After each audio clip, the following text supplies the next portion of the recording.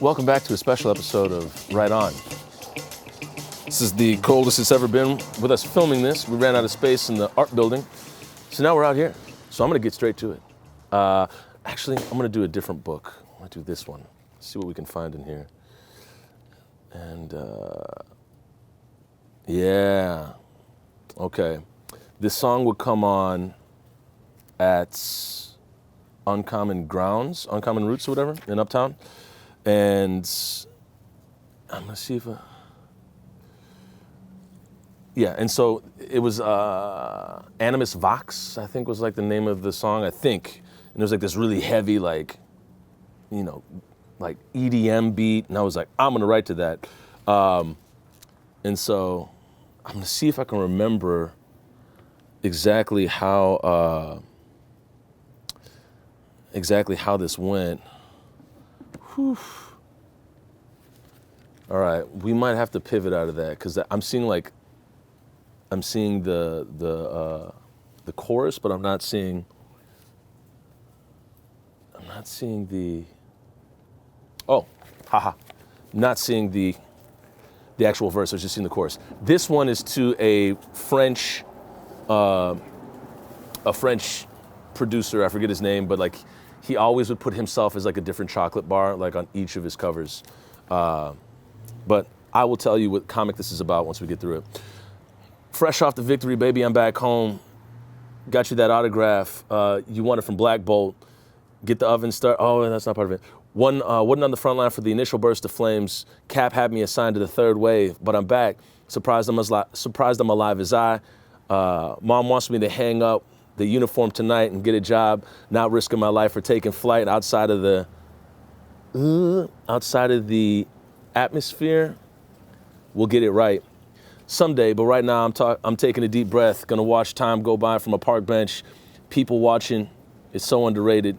When you go from Skrull invasions to facing eradication, major lasers aiming at your safe haven, raising Hades on Earth, thinking, what in the blue blazes?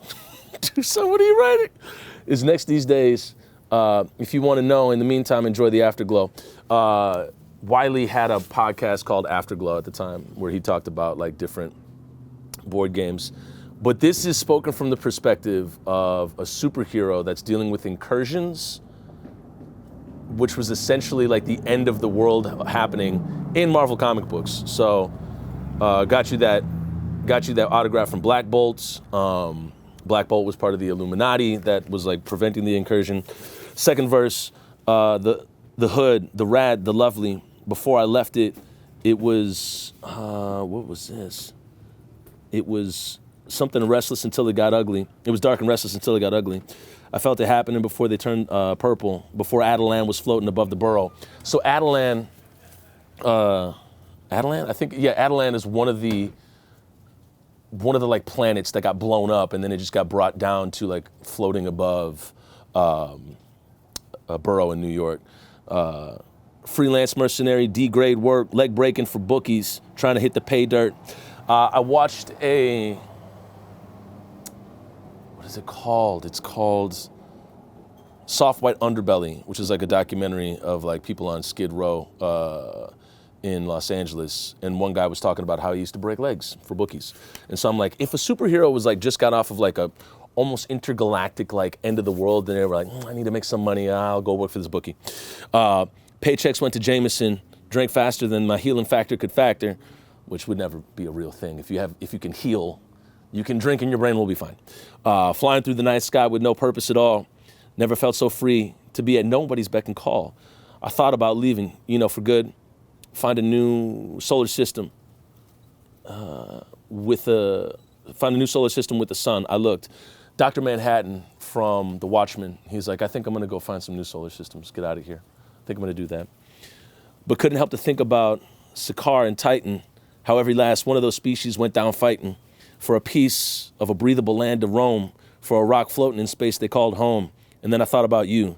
You see where I'm going. So this guy is like, man, I might quit this shit. I'm gonna get out of here. I ain't trying to work for no Steve Rogers.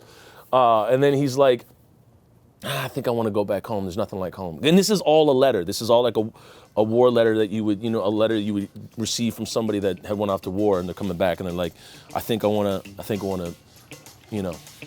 tough it out and stay at home.